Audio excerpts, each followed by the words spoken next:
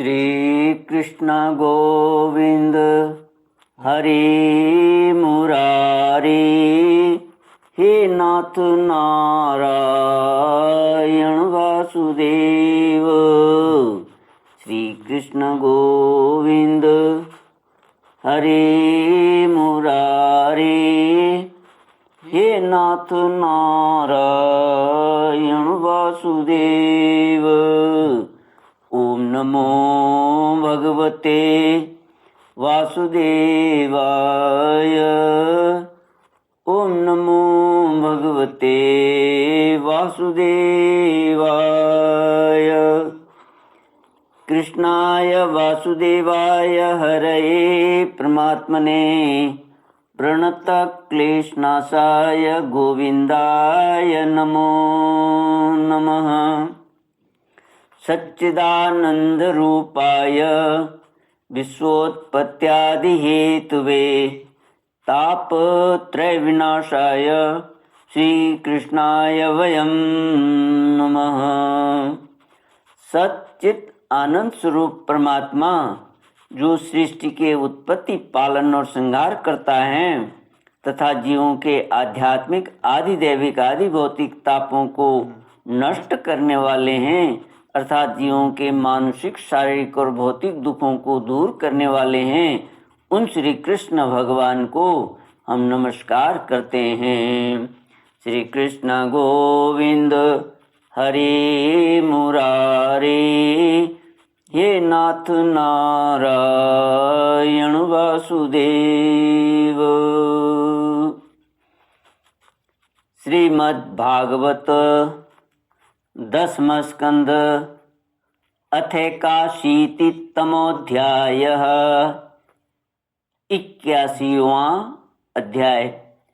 श्रीशुकोवाच स इत्थं द्विजमुख्येन सह संकथयन् हरिः सर्वभूतमनोभिज्ञ स्मयमान उवाच तं।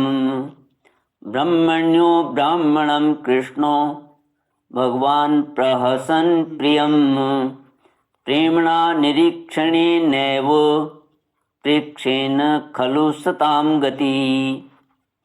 श्रीभगवानुवाच किम् उपायनमानीतं ब्रह्मन् मे भवता गृहात् अन्वप्योपाहृतं भक्तैः प्रेम्णा भूर्येव मे भवेत्। भूर्यप्यभक्तोपहृतं न मे तोषाय कल्पते। पत्रं पुष्पं फलं तोयं यो मे भक्त्या प्रयच्छति तदहं भक्ति उपहृतम् अस्नामि प्रियात्मनः। सुदामा जी को ऐश्वर्य की प्राप्ति श्री सुखदेव जी कहते हैं, प्रिय परीक्षित, भगवान श्री कृष्ण सबके मन की बात जानते हैं। वे ब्राह्मणों के परम भक्त, उनके क्लेशों के नाशक तथा संतों के एकमात्र आश्रय हैं। वे पूर्वोक्त प्रकार से उन ब्राह्मण देवता के साथ बहुत देर तक बातचीत करते रहे। अब वे अपने प्यारे सखा उन ब्राह्मण से तनिक मुस्कुरा कर विनोद करते हुए बोले। उस समय भगवान श्री कृष्ण उन ब्राह्मण देवता की ओर प्रेम भरी दृष्टि से देख रहे थे। भगवान श्री कृष्ण ने कहा, ब्राह्मण, आप अपने घर से मेरे लिए क्या उपहार लाए हैं? मेरे प्रेमी भक्त जब प्रेम से थोड़ी सी वस्तु भी मुझे अर्पण करते हैं तो वह मेरे लिए बहुत हो जाती है, परंतु मेरे अभक्त यदि बहुत सी सामग्री भी मुझे भेंट करते हैं तो उससे मैं संतुष्ट नहीं होता। जो पुरुष प्रेम भक्ति से फल, फूल अथवा पत्ता, पानी में से कोई भी वस्तु मुझे समर्पित करता है तो मैं उस शुद्ध चित्त भक्त का वह प्रेमोपहार केवल स्वीकार ही नहीं करता बल्कि तुरंत भोग लगा लेता हूँ। परीक्षित, भगवान श्री कृष्ण के ऐसा कहने पर भगवान श्री कृष्ण के ऐसा कहने पर भी उन ब्राह्मण देवता ने लज्जावश उन लक्ष्मीपति को वे 4 मुट्ठी चिवड़े नहीं दिए। उन्होंने संकोच से अपना मुंह नीचे कर लिया था। परीक्षित, भगवान श्री कृष्ण समस्त प्राणियों के हृदय का एक एक संकल्प और उनका अभाव भी जानते हैं। उन्होंने ब्राह्मण के आने का कारण, उनके हृदय की बात जान ली। अब वे विचार करने लगे कि एक तो यह मेरा प्यारा सखा है, दूसरे इसने पहले कभी लक्ष्मी की कामना से मेरा भजन नहीं किया है। इस समय यह अपनी पतिव्रता पत्नी को प्रसन्न करने के लिए उसी के आग्रह से यहाँ आया है। अब मैं इसे ऐसी संपत्ति दूंगा जो देवताओं के लिए भी अत्यंत दुर्लभ है। भगवान श्री कृष्ण ने ऐसा विचार करके उनके वस्त्र में से चिथड़ी की एक पोटली में बंधा हुआ चिवड़ा, यह क्या है, ऐसा कहकर स्वयं ही छीन लिया और बड़े आदर से कहने लगे, प्यारे मित्र, यह तो तुम मेरे लिए अत्यंत प्रिय भेंट ले आए हो। ये चिवड़े न केवल मुझे बल्कि सारे संसार को तृप्त करने के लिए पर्याप्त हैं।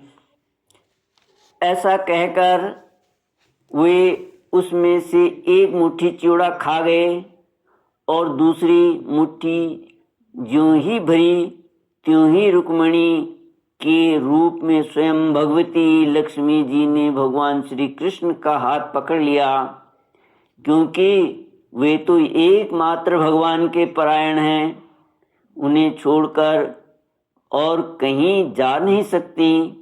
रुक्मिणी जी ने कहा, विश्वात्मन, बस बस, मनुष्य को इस लोक में तथा मरने के बाद परलोक में भी समस्त संपत्तियों की समृद्धि प्राप्त करने के लिए यह एक मुट्ठी चिवड़ा ही बहुत है, क्योंकि आपके लिए इतना ही प्रसन्नता का हेतु बन जाता है।